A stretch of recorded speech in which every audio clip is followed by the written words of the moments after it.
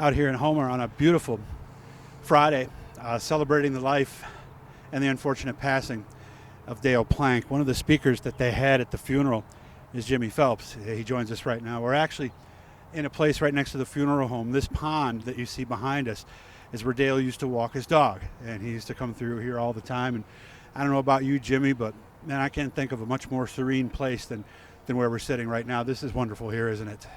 Yeah, it's a beautiful day. Obviously, got to say goodbye to a buddy, a friend, a guy that's, helped all of us in some manner and touched our lives in some manner, and just really, hoping for the best for the family and try to do what we can to help them through it.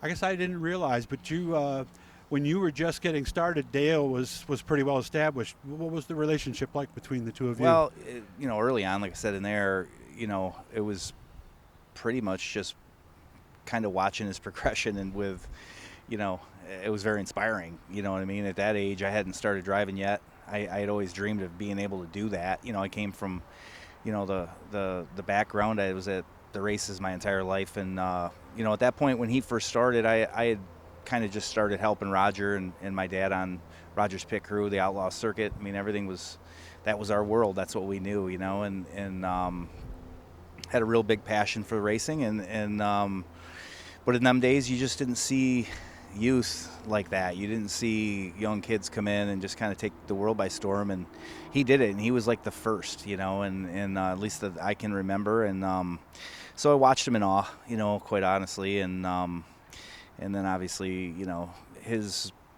he's touched racing so many ways for the course of the last 30 years, and me personally, I mean, there's, I've found inspiration in his career and what he's done with Dig and how he helps people.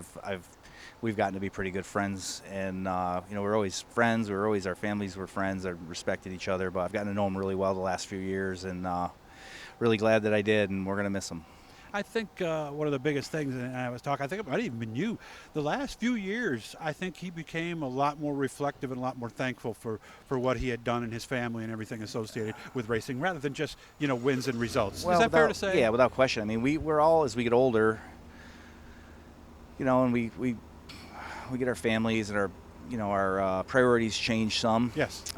We start looking back on things, and, certain things are quite as important as others, and one thing I always admired about Dale, I mean, the guy spent his entire life, in this sport, and, when he, at the end of the day, I mean, he his accomplishments were endless, and he still took more pride in who he helped, the kids he was helping race, and more, and obviously the most pride in his family and his wife, Dale and his wife Leslie had an amazing relationship that we could all be envious of, and has two great kids, grandkids, families, daughter-in-laws, and I mean he was super proud of that, and I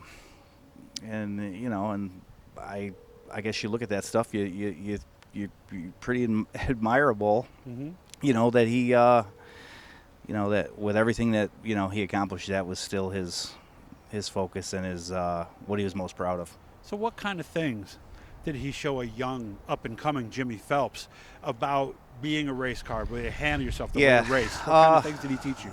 Well, it's I guess first and foremost, I mean, his technique, his style. I mean, he was almost smooth. it was almost effortless, and put a lot of emphasis on the setup of the car. I mean, that was back in a day when you didn't necessarily have the information, you didn't have the tools to kind of accelerate the learning curve, or the chassis manufacturers to help you along. They came in and figured it out really quickly, and that was impressive, and he backed it up with his ability to drive the car.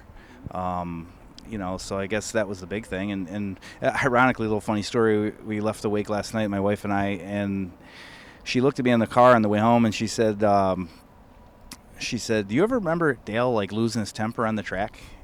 I'm like, I don't know, are you thinking about it? She's like, no, I'm asking you. She's like, because I've never seen him lose his cool, not one time. Yeah. And that's true. That was him. I mean, he was cool, calm, and collected.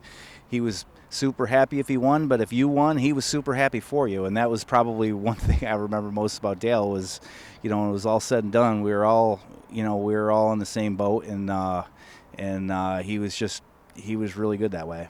And I remember, I want to go back just to what you said, because I remember when I came in the Outlaws, like the guys that were winning races, Donnie Wetmore, your Uncle Roger, Yeah. of course, Paul Jensen, Jim Mahaney, who Yep. we just saw Yep. here earlier.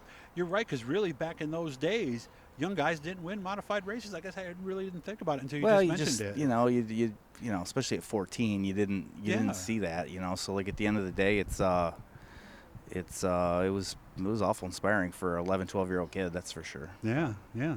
Well, enjoy the rest of your night. I know you got Yeah. Brewerton tonight, so I hope it goes well. And I'm sure that if you do make it to victory lane, I'm sure you'll be thinking about Dale. Oh, as you're absolutely. there. So, Absolutely. We're gonna miss him, and he's been a huge part of our, of our race team, and he's been a huge support. He's been a support network for me. Probably as much on the driving side as the setup technical side, and I'm gonna miss that advice. nice to see you, Jimmy. Good luck with everything tonight. Dale, we miss you, buddy. And we'll see you again someday. Thanks again, Jimmy. Good luck tonight. Thanks, Doug.